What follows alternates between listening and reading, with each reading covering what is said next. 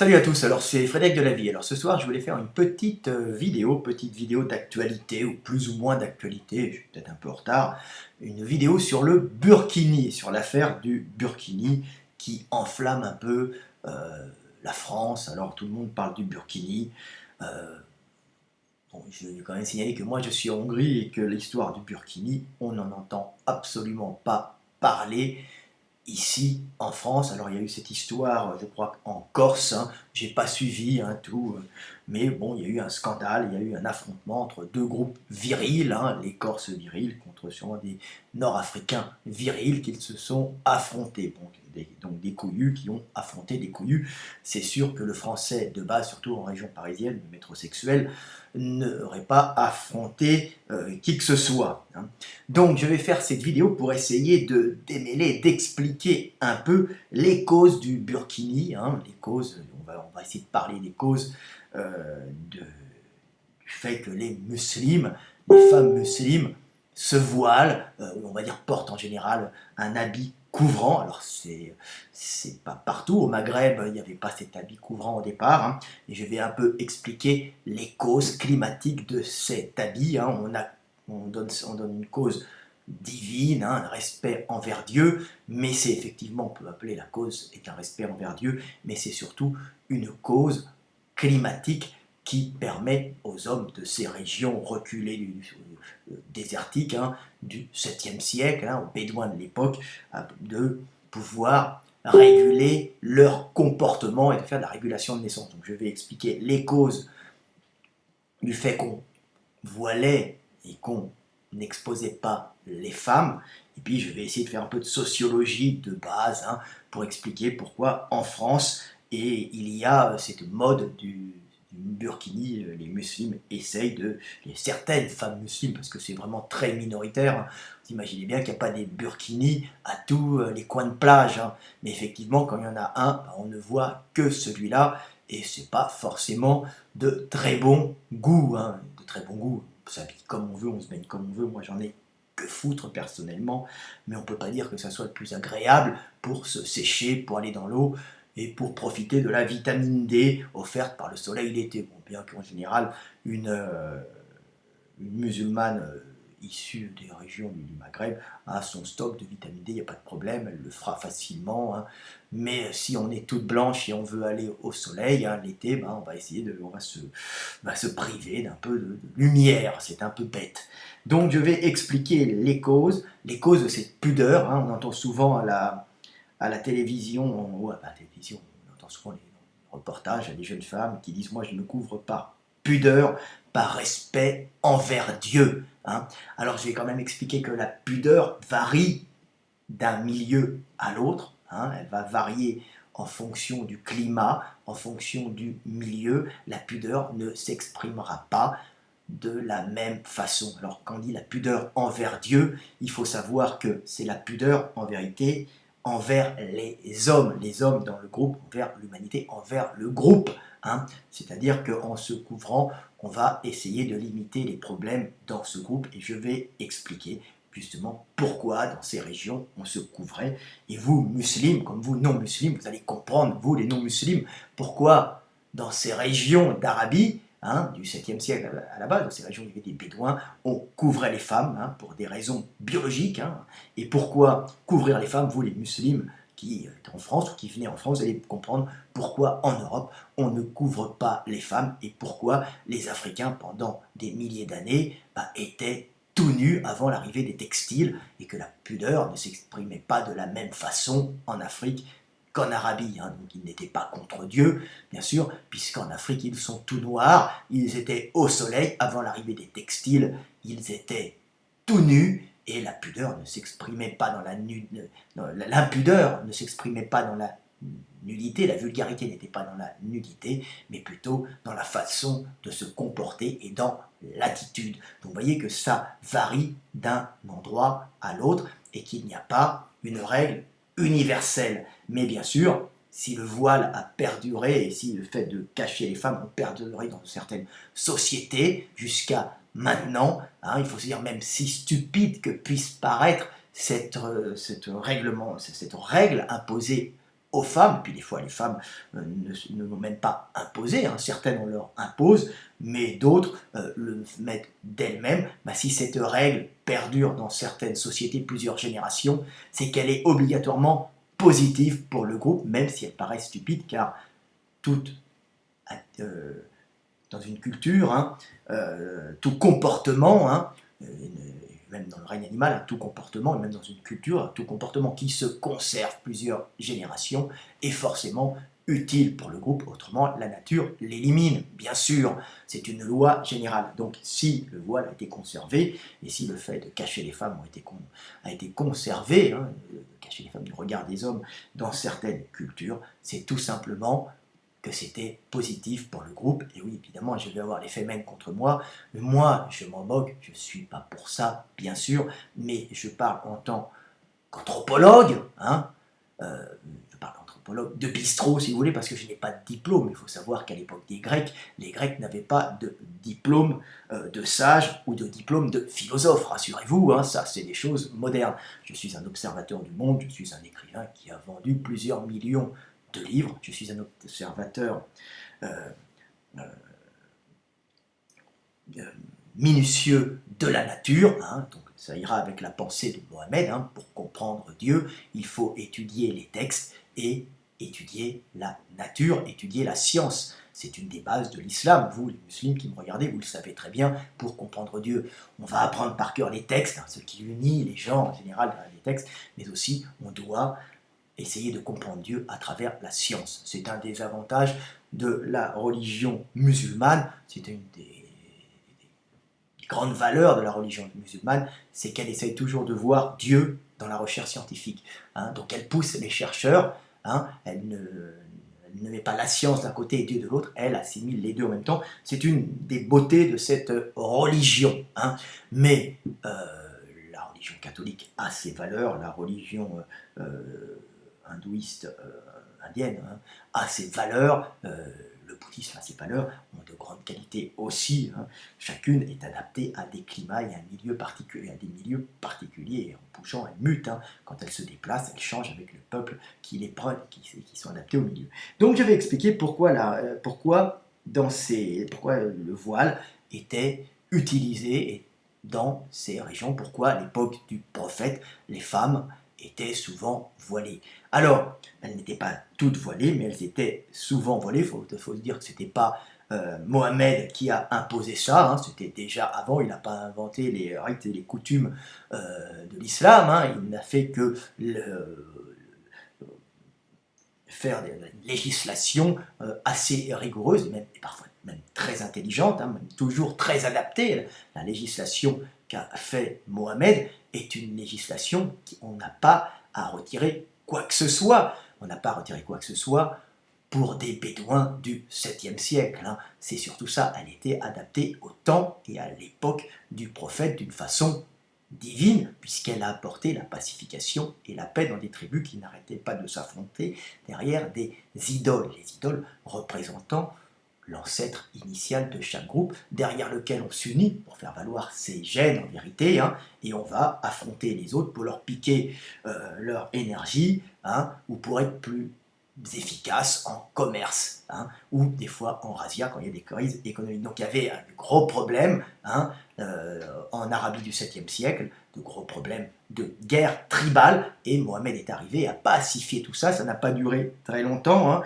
ça a duré le temps de sa vie, hein, donc il a dû, je sais pas, 10, 15 ans, 20 ans, hein, il a pacifié, c'est resté très calme quand il était là, quand il gérait. Il y a eu Ali qui est arrivé après, puis il y a eu toutes ces guerres. Ali était son représentant à qui il a donné, si vous voulez, qui connaissait, puisqu'il c'était son gendre, il connaissait bien, il dormait avec, il vivait avec, ils étaient ensemble, hein, donc il se connaissait les secrets de la religion musulmane, hein, de la véritable religion de Mohammed, mais bon, Ali, je sais plus, il a été assassiné. De toute façon, les chiites qui se disent d'Ali actuellement n'ont rien à voir avec la réelle religion musulmane, comme les sunnites n'ont rien à voir avec la réelle religion musulmane. Autrement, ça serait la paix, vu que la religion musulmane de Mohammed, le prophète, est faite pour apporter la paix, celui qui apporte la guerre, hein, qui se battent entre eux, cachés derrière derrière une religion, moi je suis musulman, moi je suis chiite, moi je suis sunnite, moi je suis chrétien, ce ne sont que des façons de s'unir contre d'autres groupes pour la calorie, pour l'énergie, pour prendre aux voisins et pour rester en vie, transmettre la vie, tout simplement. Donc c'est la guerre pour transmettre les gènes, hein, mais ça n'a plus rien à voir avec le message de pacification qu'avait apporté Mohamed. Alors j'explique un peu maintenant l'histoire du voile. Vous voyez, je pars dans tous les sens, mais c'est toujours intéressant. Donc pourquoi le voile en Arabie du 7e siècle? Alors j'ai mis... C'était la burqa, alors c'était pas vraiment la burqa à l'époque, il devait y avoir des variations tribales. Hein. Alors je vais vous montrer ce que c'est que l'Arabie. L'Arabie, voilà. Alors vous avez l'Arabie ici, j'espère que vous le voyez bien. Ah bah vous voyez que l'Arabie c'est que du désert quasiment. Alors elle est à l'envers, mais c'est pas grave, pour mettre dans le petit cerveau à l'endroit. Hein. Voilà, vous voyez l'Arabie, l'Arabie ici, vous avez l'Égypte ici, hein. Vous voyez que ici, alors il y a Médine par là, il y a la Mecque par ici, vous voyez que c'est essentiellement du désert, c'est des régions désertiques ou semi-désertiques, il n'y a pas de quoi nourrir des populations très importantes.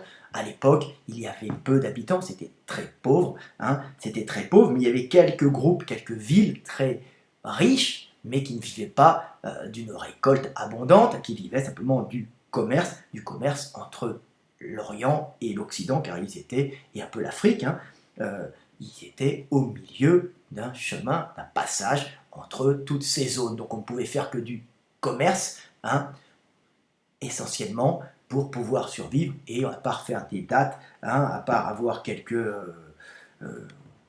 chèvres, hein, on n'était pas, ou des chameaux, on n'était pas très très riche, et on était sur une zone à calories limitées. Donc on ne pouvait pas avoir une expansion démographique importante dans ces régions-là, pour la bonne raison qu'il n'y avait pas assez à manger. Donc inconsciemment, tous les hommes du coin faisaient de la régulation de naissance par leur comportement, par leurs rites tribaux qui étaient adaptés à ces régions à calories limitées. Alors c'est terrible parce qu'à l'époque du prophète, et le prophète Mohammed, hein, s'en était aperçu, il avait vu qu'il y avait même les bédouins, hein, ça devait être vraiment les gars de la campagne, mais les gars un peu reculés, ils allaient jusqu'à faire des sacrifices, hein, ils tuaient leurs petites filles, hein, pour pouvoir essayer de garder plutôt des garçons pour protéger avec eux le territoire et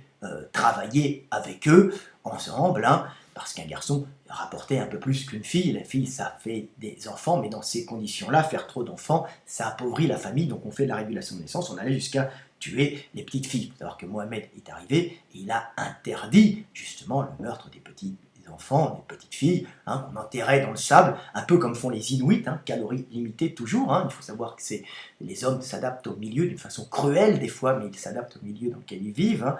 Donc c'est un milieu très très très très dur. Hein. Ça n'a rien à voir avec l'Arabie actuelle, hein, l'Arabie des Saoudiens, des familles saoudites, hein, qui est une espèce de Mecland, hein, une espèce de truc complètement délirant, bâti sur le pétrole, avec des gens qui ont perdu toute notion de la religion réelle. Hein.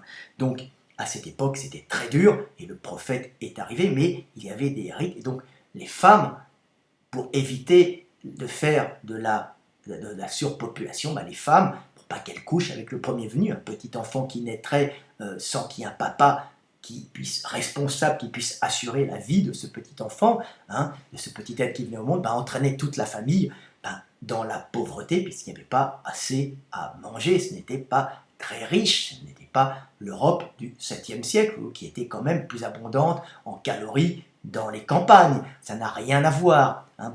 Donc à cette époque, c'était très rude, donc les femmes étaient plutôt maintenues à la maison. Bon, c'était un peu différent pour certaines personnes, parce que par exemple, Khadija, la femme du prophète, était une chef d'entreprise qui gérait justement des caravanes, donc des groupes de chameaux qui partaient, qui faisaient de l'import-export. C'était une femme d'affaires, hein, une executive woman qui s'était attachée et qui avait, et Mohamed aussi s'était attaché à ce petit Mohamed qui était un garçon déclassé, qui était d'une famille correcte, bien éduquée, mais qui avait perdu son papa et sa maman, et comme il était efficace, elle s'est intéressée à lui par sa valeur, hein, de très bon meneur de caravane, et en même temps, lui s'est intéressé à elle, il n'avait pas eu de papa et de maman, donc il était un peu la mère qu'il n'avait pas eu, et la femme ensuite qu'il a aimée. Vous voyez que les femmes, des fois, à cette époque, hein, n'étaient pas uniquement tout en noir, voilées comme en Arabie actuelle. Mais il y avait quand même des traditions,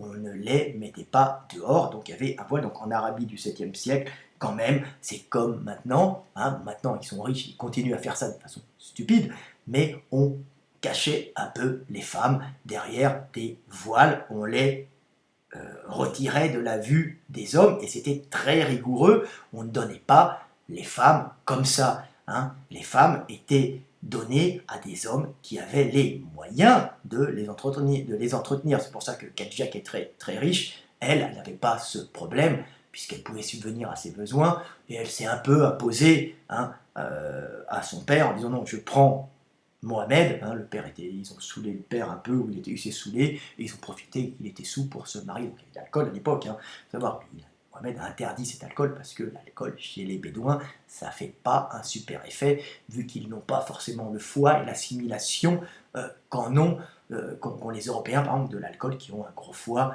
pour pouvoir mieux utiliser, métaboliser le gras et transformer ce gras en sucre pour pouvoir survivre. Donc on voit qu'on n'est pas du tout dans le même type de réaction à l'alcool. Je pars un peu à côté, mais tout est calculé dans le Coran. C'est-à-dire que même Mohamed a adapté sa religion à la physiologie des hommes de l'époque. C'est pour ça que je dis toujours qu'elle est de Dieu, parce qu'elle est adaptée à 100%. Moi j'étudie la science, bon, je ne peux pas dire que Mohamed n'était pas de Dieu, hein, sa parole était de Dieu. Je ne sais pas pour ça qu'elle est adaptée à l'Europe, hein, mais elle est adaptée à l'époque. Ce qui est adapté au groupe, donc ce qui permet au groupe de survivre, est toujours de Dieu, que ce soit la religion musulmane ou la religion catholique qui unit, fédère dans d'autres milieux, ou la religion protestante qui est parfaitement adaptée aux hommes du Nord. Hein. D'ailleurs, ils l'ont eux-mêmes changé parce que le catholicisme n'était pas adapté à la mentalité des hommes du Nord.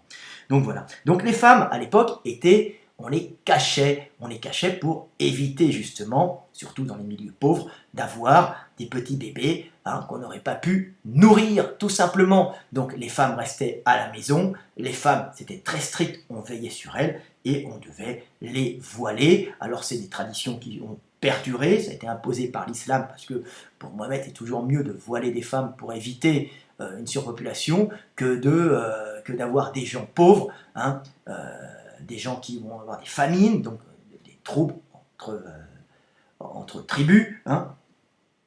Oui, famine entraîne trouble entre tribus, donc c'est mieux de les voiler, ou bien de faire du sacrifice d'enfants. Donc il a imposé des lois rigoureuses, de façon il fallait faire ci, faire ça, tout simplement, et on dit que c'était par respect, par pudeur envers Dieu, ce qui est vrai, puisque c'est par respect, hein, Dieu ne voulant que le bien du groupe, c'est par respect pour le groupe, pour les hommes, hein, donc pour Dieu, puisqu'on peut réellement bien vénérer Dieu que quand vénérer Dieu, on peut vraiment bien adorer Dieu qu'en servant et en aimant les hommes, c'est la base. N'oubliez pas, vous musulmans qui me regardez des fois, hein, dans toutes les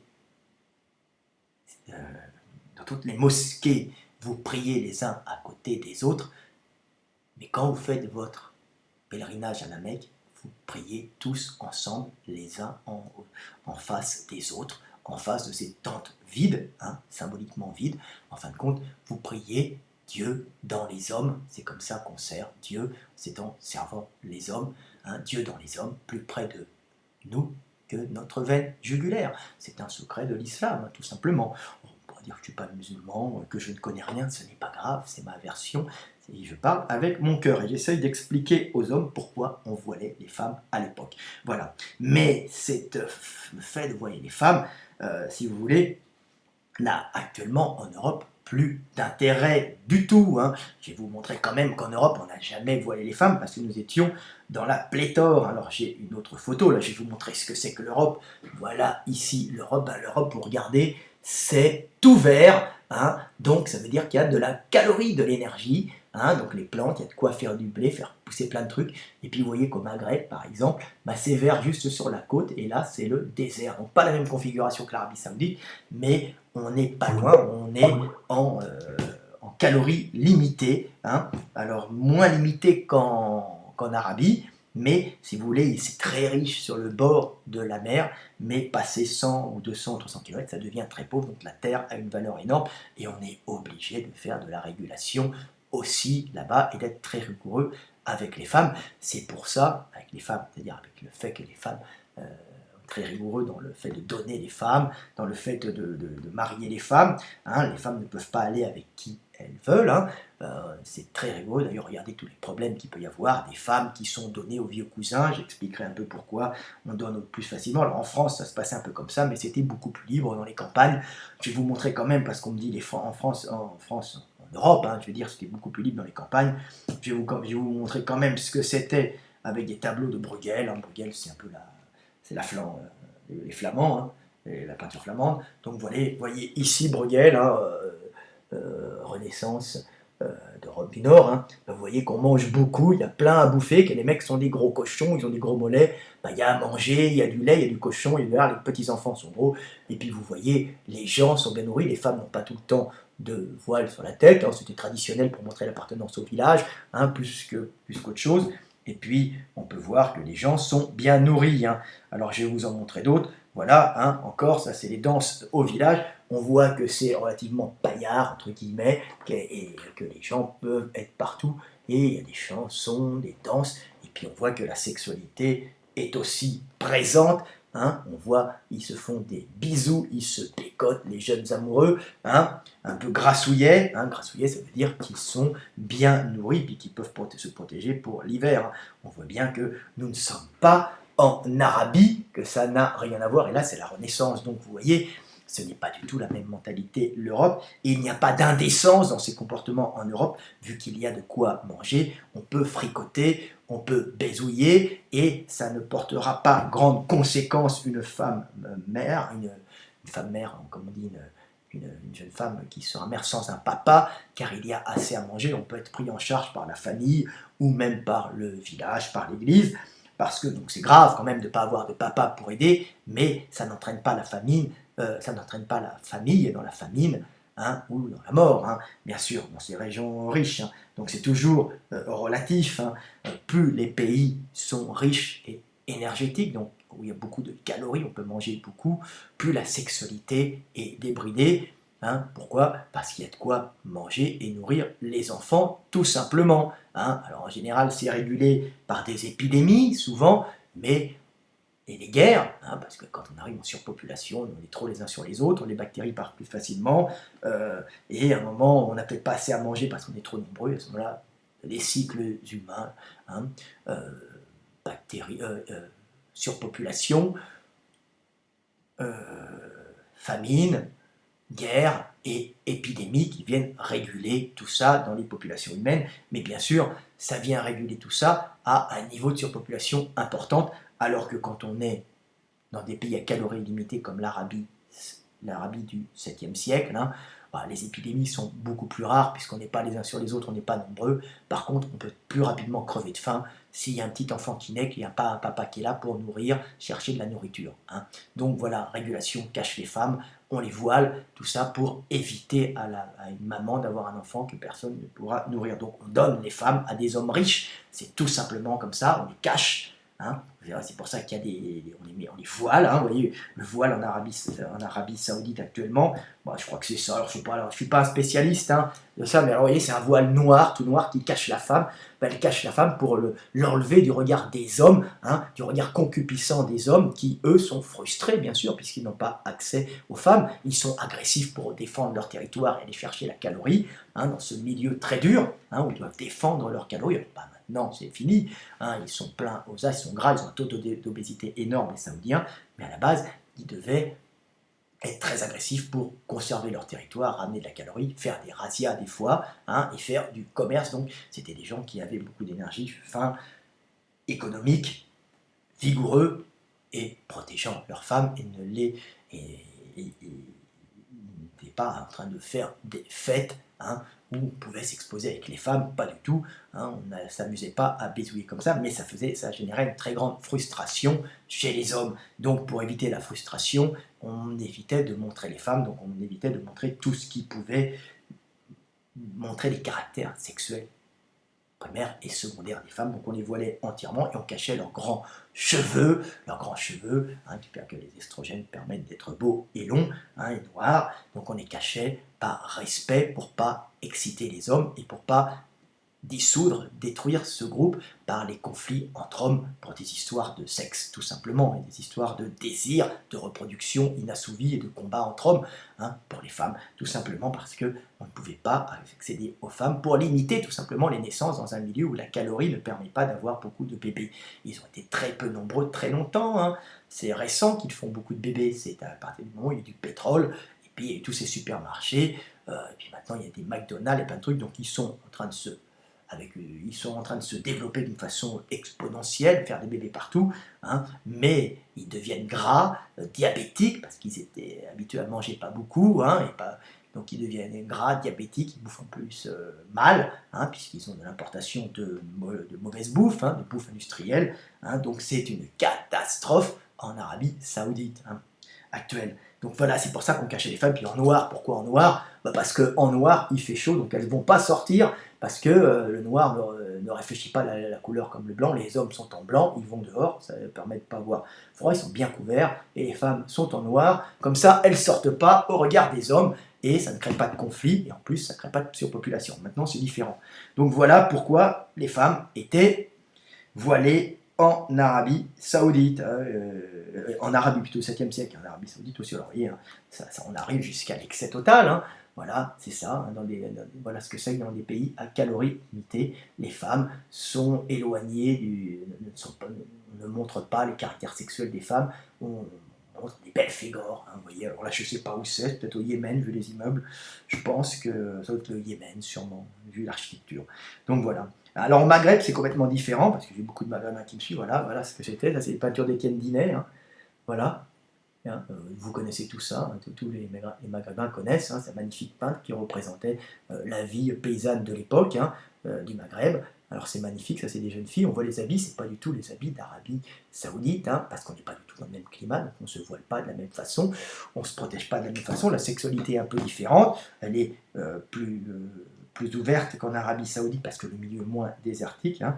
Donc voilà, est-ce que j'ai d'autres tableaux d'Étienne Dinet? Non, ben voilà, j'avais ça. Donc pour vous montrer quand même que ça n'a rien à voir. Mais c'est quand même une zone à calories limitée, comme je vous l'ai dit, à cause du fait, hein, qu'il n'y a pas beaucoup. Regardez le Maghreb, hein, je vous le remontre encore, hein. Là, vous avez la Tunisie, puis là, l'Algérie, le Maroc, ici, hein. Voilà, vous voyez, hein, le Maroc est déjà un peu plus vert, hein, mais là, tout ça, c'est du désert, hein, alors qu'en Europe, hein, c'est vert partout et on peut faire du commerce entre le nord, le sud, l'est et l'ouest, alors que le Maghreb est limité par la mer, donc on ne peut pas facilement faire du commerce avec l'Europe. Et puis en dessous, c'est le désert, donc on peut faire du commerce que transversalement, mais en se déplaçant, il y a une hospitalité, on peut y aller pour le commerce, on ne peut pas trop se faire agresser, mais on ne peut pas s'installer, hein. Mais comme le territoire est limité, ben, on limite aussi les naissances, et puis on limite aussi les gens qui viennent s'installer près de chez vous, hein, on tranche la gorge, si jamais ils s'installent près de chez vous, parce que ça va vous enlever de la nourriture, parce que la terre, hein, est très limitée en quantité, hein, elle est riche, mais il n'y en a pas beaucoup, donc on est très très dur, on est très agressif pour défendre un territoire, il y a des luttes entre villages, hein, on ne peut pas se défendre on défend notre terre de village en village, puisqu'il n'y a pas moyen de se déplacer beaucoup, hein, puisqu'on est bien coincé entre la Méditerranée et le désert, sur une bordure de 300 km, hein, entre 100 et 400 km de terre fertile. Mais après, il n'y a plus grand-chose. C'est une terre fertile, mais quand même sèche, hein, donc c'est pas évident. Donc on garde son territoire, et c'est pour ça qu'on était quand même très rigoureux avec les femmes, d'une façon, avec les femmes, avec la sexualité des femmes, tout ça pour faire de la régulation de naissance. Alors on n'allait pas jusqu'au fait de tuer des petits-enfants, des petites filles, hein, mais les femmes euh, n'avaient pas forcément le choix d'avoir un mari pour un peu d'autres raisons, parce qu'il y a quand même plus de calories, mais surtout pour défendre aussi ce territoire riche, mais pas très grand, hein, contre les autres tribus, contre des envahisseurs qui viendraient, parce qu'il n'y en a pas beaucoup de territoires où on peut survivre. Donc la terre a énormément de valeur, donc en général, les filles, pour pas qu'elles soient dans la merde, on va les donner à quelqu'un qui est riche, parce qu'il n'y a pas... Donc en général, on la donne aux vieux, au vieux. Un vieux, pourquoi? Parce il a su accumuler de l'argent, accumuler des richesses, accumuler des animaux, faire fructifier une terre, et en général on la donne au vieil oncle ou au vieux cousin. Pourquoi? Parce qu'il est à côté de chez vous, donc la jeune femme est donnée au vieil oncle ou au vieux cousin parce qu'il aura la possibilité de défendre la terre avec le père et la famille de la fille. Donc c'est pour unir le village, unir le terrain. Donc il y a une espèce de solidarité qui permet de défendre ce territoire qui est riche, mais, mais pas grand. Donc on ne peut pas aller loin. Donc cette terre a une valeur énorme, car il n'y a pas beaucoup, il n'y a pas moyen d'expansion, de s'expandre, d'avoir une expansion des cultures. Donc on ne peut pas non plus avoir une expansion démographique importante. N'oubliez pas que il y a 150 ans, en Algérie, je crois qu'ils étaient 3,6 millions, et que maintenant, ou 3,2, et que maintenant ils sont plus de 30 millions, je ne sais pas, les Algériens me diront combien ils sont, mais en 150 ans, ils ont été multipliés par 10 à cause de justement l'industrialisation, la moyenne de production européen qui sont arrivés, donc une possibilité d'apport calorique qui a multiplié par 10 la population algérienne. Donc, du coup, tout le monde est cousin, plus ou moins. Ah oui, en 150 ans, multiplié par 10, alors que la France, en 150 ans, est passée de 32 millions à 66, donc multiplication par 2. Donc on est dans une démographie énorme, on a été dans une démographie énorme au Maghreb, alors qu'en Europe, c'était une démographie plus 2, plus 10, en Algérie par exemple, sur 150 ans. Vous voyez la différence, donc pendant très longtemps il y a eu régulation de naissance, donc les femmes, elles étaient données d'une façon très sévère, on ne pouvait pas accéder aux femmes comme ça, l'amour, je te trouve mignonne, t'es mignonne, on se bécote et on fait un enfant, je vais te présenter à mon père, non ça ne se passe pas comme ça, c'est la famille qui choisit un bon parti, pouvant défendre la terre, avec la famille et ayant de quoi nourrir la jeune femme et ses enfants, et ses futurs enfants. Donc on vendait, si vous voulez, les femmes, mais les femmes se donnaient aussi aux plus riches. Et bien sûr, c'était souvent des vieux, parce que le jeune n'a pas encore prouvé. Le jeune, par son agressivité, va devoir montrer qu'il est capable d'avoir des femmes. Donc c'était le problème. Donc c'est pour ça que la religion musulmane s'est plus facilement imposée au Maghreb, car c'était une religion à la base pour un pays à calories limitées.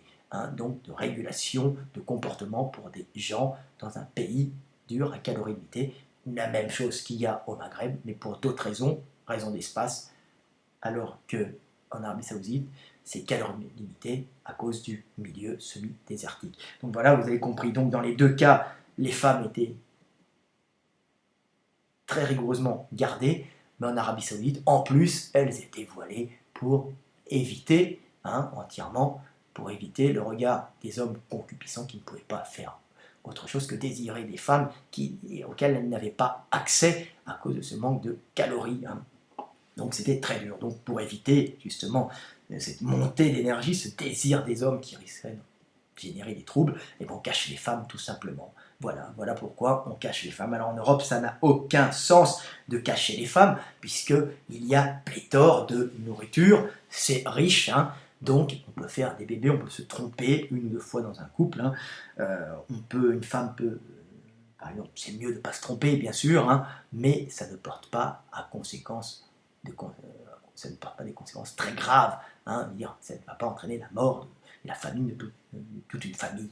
Donc voilà, c'est pour ça que dans les pays riches en général, riches, caloriquement riches, ça ne veut pas dire riche, ça ne veut pas dire développé économiquement, c'est-à-dire dans lesquels on peut manger, et il y a une sexualité qui est débridée avec les femmes qui ont la liberté de choisir des individus. On peut voir ça aux Antilles, au Brésil, dans les pays riches, en Hongrie, qui est un pays très riche, les femmes sont riches caloriquement, je ne parle pas, les femmes ont une certaine liberté sexuelle. Pourquoi? Parce que faire un enfant, être fille-mère, fille-mère, j'avais oublié le terme, ne porte pas conséquences, c'est pas très grave, on pourra toujours nourrir l'enfant et trouver un travail pour la maman. Pareil au Brésil, donc voilà, c'est pour ça que il y a plus de tolérance dans l'accoutrement. Les hommes et les femmes ont une sexualité plus libres, hein, la possibilité de choisir leur partenaire. Pourquoi? Parce que le milieu le permet et que on peut avoir une sexualité sans problème, on peut même se séparer et la maman ne va pas mourir avec les petits. Alors c'était pas tout le temps bien, hein, à l'époque au Moyen-Âge, pas au Moyen-Âge même un peu après, hein, une femme qui fautait et qui avait un bébé, bah, elle mettait son bébé à l'assistance publique, hein, il y avait assez d'argent pour mettre à l'assistance publique, ou elle faisait femme de ménage et elle pouvait quand même nourrir son bébé, hein, donc ça ne posait pas de gros problèmes.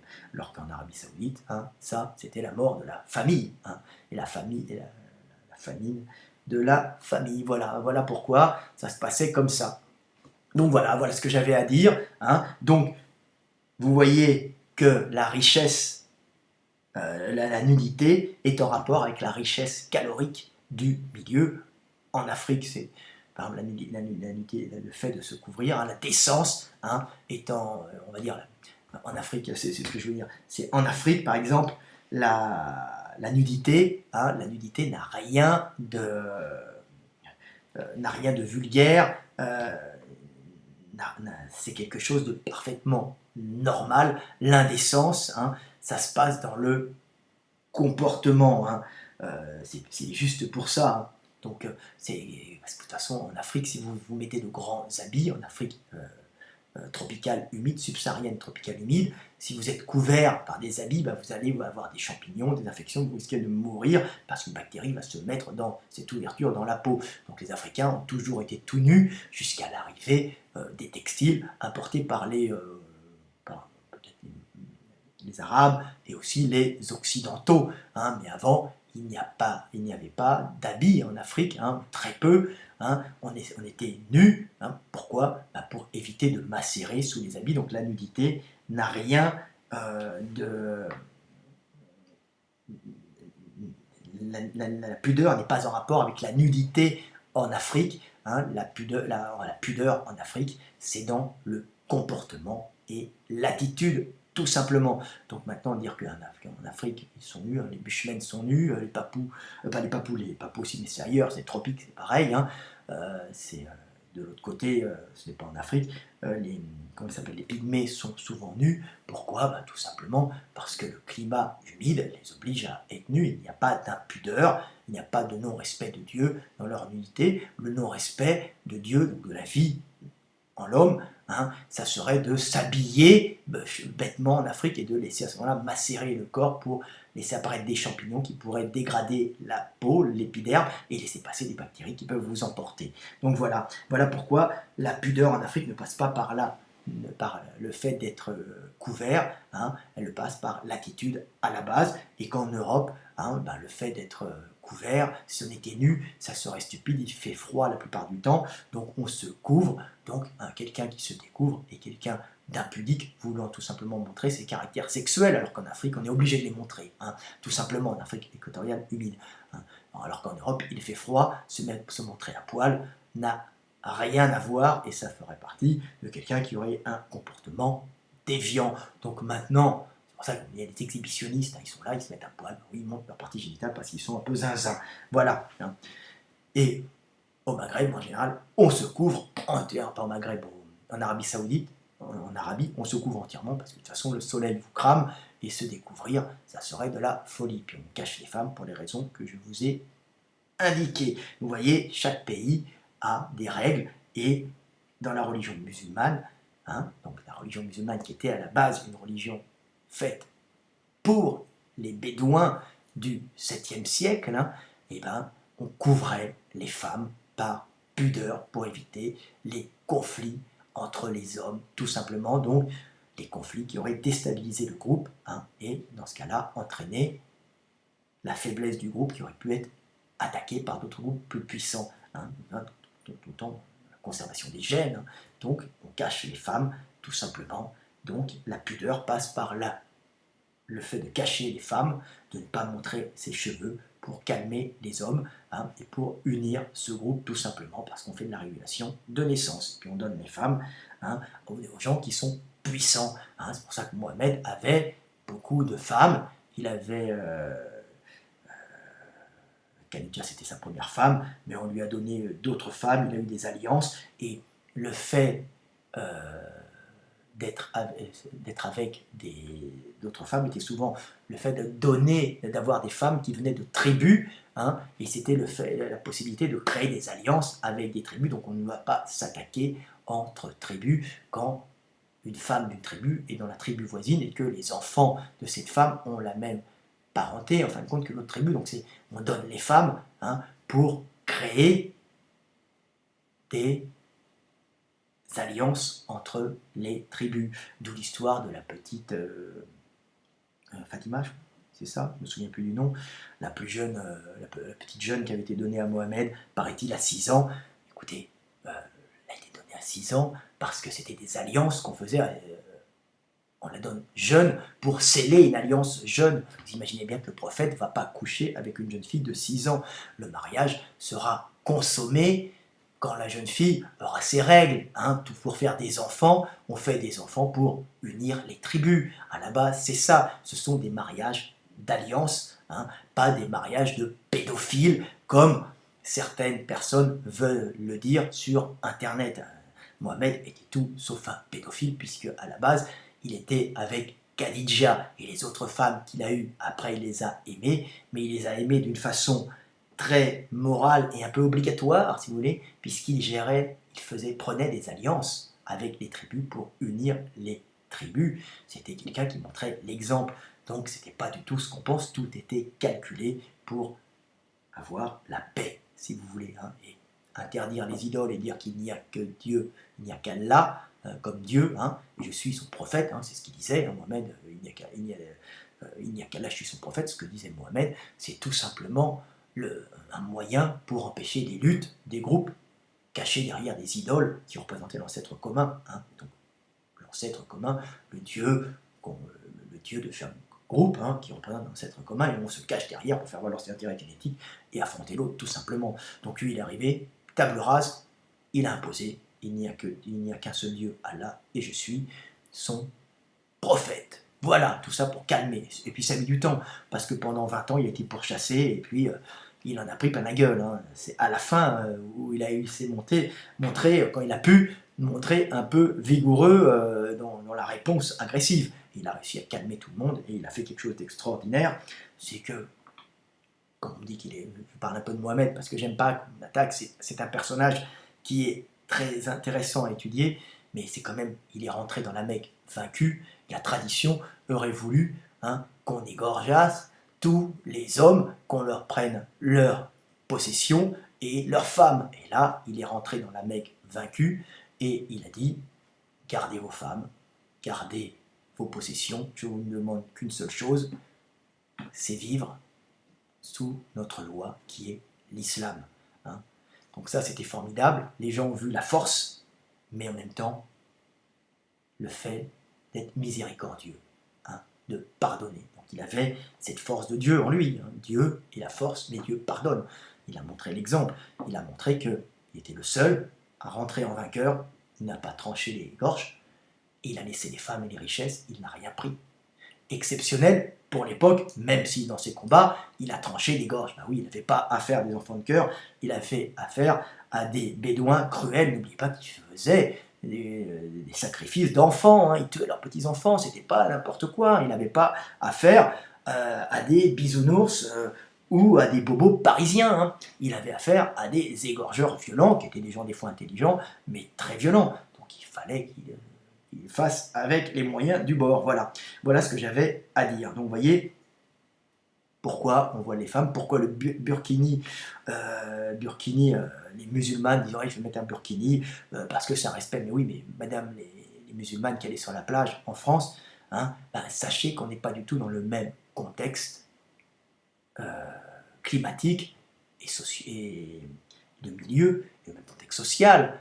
Nous avons beaucoup d'énergie, les hommes ne sont pas frustrés parce qu'on cache les femmes, c'est un peu idiot. Alors en France, malheureusement, on voit beaucoup de femmes, minorité, pas beaucoup, mais une minorité très voyante, hein, de femmes musulmanes qui mettent un burkini, hein, pour choquer en fin de compte et affirmer le fait d'être musulmane. Alors ça va en réaction qu'elles sont maghrébines, qu'elles ont l'impression que les Maghrébins sont rejetés. Alors je dis effectivement, les Maghrébins, comme toute catégorie pauvre en France, sont maintenus à leur place et il n'y a pas tellement de possibilités de montée sociale, mais c'est pas parce que vous êtes Maghrébin, c'est pas parce que vous êtes musulman, il faut le savoir, c'est tout simplement parce que la France est un pays de caste, et dans un pays de caste, quand on est pauvre, on ne monte pas, puisque c'est un pays de fils de, ce qui m'a valu un mois de blocage, d'avoir dit ça, que la France est un pays de fils de, donc on demande de caste, donc on ne monte pas, donc sachez que vous n'êtes pas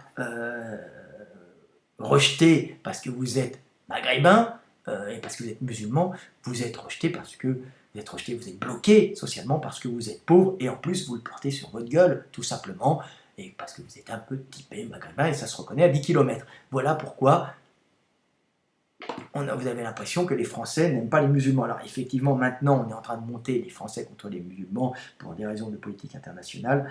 C'est pas la peine de mettre un burkini pour choquer tout le monde, ça sert à rien. Quand on vit dans un pays, la moindre des choses, c'est d'appliquer les règles du pays, et d'appliquer au moins les coutumes du pays pour pas choquer, pas faire de vagues, pour se fondre dans le pays. La pratique religieuse n'a rien à voir. On peut prier, on peut avoir ses rites et ses coutumes, mais il ne faut pas choquer l'habitant, on va dire la culture majoritaire, pour que tout se passe sans friction. Le but, c'est que la vie entre groupes se passe sans friction. Personne ne vous oblige à mettre un burkini, si ce n'est des Qataris ou des Saoudiens qui veulent imposer une certaine façon de vivre pour créer des tensions, avec derrière peut-être des superpuissances qui ont tendance à vouloir générer ça. Alors voilà, nous avons ici un burkini de chez Speedo, où les marchands sont rentrés dans le temple.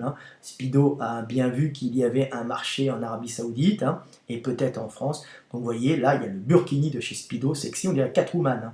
Donc elles sont mignonnes, j'en ai vu une à Berlin comme ça, qui était habillée en burkini sexy. Elle était le visage super maquillé, ça laissait apparaître son corps magnifique. C'était une Syrienne, une réfugiée riche invisiblement. Et puis vous avez ici une grosse, moins jolie déjà, et elle met un burkini qui la cache, elle a des grosses cuisses, tout ça, les grosses. Donc elle ne va pas mettre un burkini moulant parce qu'elle reste une femme, elle cache ses rondeurs sous son burkini. C'est un peu ridicule, elle est dans l'eau, elle ne va pas bien prendre le soleil, elle ne va pas sécher rapidement, c'est un peu ridicule. C'est peut-être adapté aux Saoudiens, aux Saoudiens du 7e siècle, s'ils avaient eu des burkinis, ils seraient peut-être allés se baigner en burkini, je ne sais pas, c'est un peu ridicule, mais ça n'a rien à voir avec un monde moderne, si vous voulez. Voilà, ce qui ne veut pas dire que le fait de se couvrir n'avait pas une raison profondément religieuse et profondément juste au 7e siècle. Voilà ce que j'avais à dire sur ce voile, sur ce burkini. Donc c'est ridicule, c'est stupide de le mettre en France, ça n'a rien à voir avec la religion, c'est souvent le fait de vouloir choquer, de vouloir montrer, de s'affirmer par rapport à un sentiment d'oppression, comme je vous dis, qui n'est pas dû à votre religion à la base, bien que maintenant ça commence à apparaître, qui est dû surtout à votre situation sociale, dans un pays de caste, où vous portez par votre faciès, votre pauvreté, et un pauvre en France, qu'il soit maghrébin ou français de souche, ne monte pas, car la France est un pays de caste. Voilà ce que j'avais à dire. Alors, est-ce que j'ai d'autres trucs à dire, Voilà. C'est tout. 48 minutes, c'est une longue vidéo. Je pars dans tous les sens, mais j'espère que je fais des redites. J'espère que vous m'avez compris. Voilà. C'est pour ça que les Maghrébins, souvent les Saoudiens sont assez agressifs, justement, par rapport à cette sexualité. Ils sont pas agressifs, mais ils sont souvent cette frustration que l'on peut voir par rapport à la femme. Pas les nouveaux Maghrébins, mais ceux du bled en général, on peut voir ça. Alors, ça a quand même changé. Mais c'est vrai qu'ils cachaient les femmes, mais ils les cachaient quand même beaucoup moins, comme je vous ai montré les tableaux de Dinet. Les femmes, on est au Maghreb, on n'est pas du tout en Arabie Saoudite. Vous voyez, ça c'est 19e. Donc les paysannes, c'était déjà musulmans à l'époque, ne se voilaient pas, ça c'est un truc très nouveau. Donc à la rigueur, ça j'ai vu les mamans des copains qui étaient encore comme ça un peu, qui viennent avec le côté, l'habit du coin, elles sont habilitées, c'est la tradition, hein. Mais le fait de se cacher complètement, c'est récent, hein. Puis il y avait aussi le fait de se cacher, je me souviens, de la dame qui s'occupait de moi quand j'étais petit, Wardia, en Algérie, qui discutait alors, avec ma maman. On dit, oh, mais l'avantage du voile, c'était des voiles blancs, c'était pas des voiles, c'est qu'on peut aller voir nos copains à l'époque, hein, quand elles étaient jeunes, hein, on pouvait aller voir nos copains sans se faire emmerder par les frères, oui, puisqu'il y avait ces structures sociales très marquées de la famille qui bloque la fille, hein. Bah, quand la fille est voilée, bon, on ne sait pas qui est-ce qui est allé dans tel quartier voir tel mec, hein, et comme ça les alliances se passaient. C'était quand même beaucoup moins rigoureux qu'en Arabie Saoudite. Voilà, parce que le climat est aussi beaucoup moins rigoureux. Plus le climat est rigoureux en calories limitées, plus on va être très dur dans le mariage et dans la liberté des femmes. Voilà ce que j'avais à dire. Allez, à bientôt Fred Delavier, 50 minutes, paix sur terre.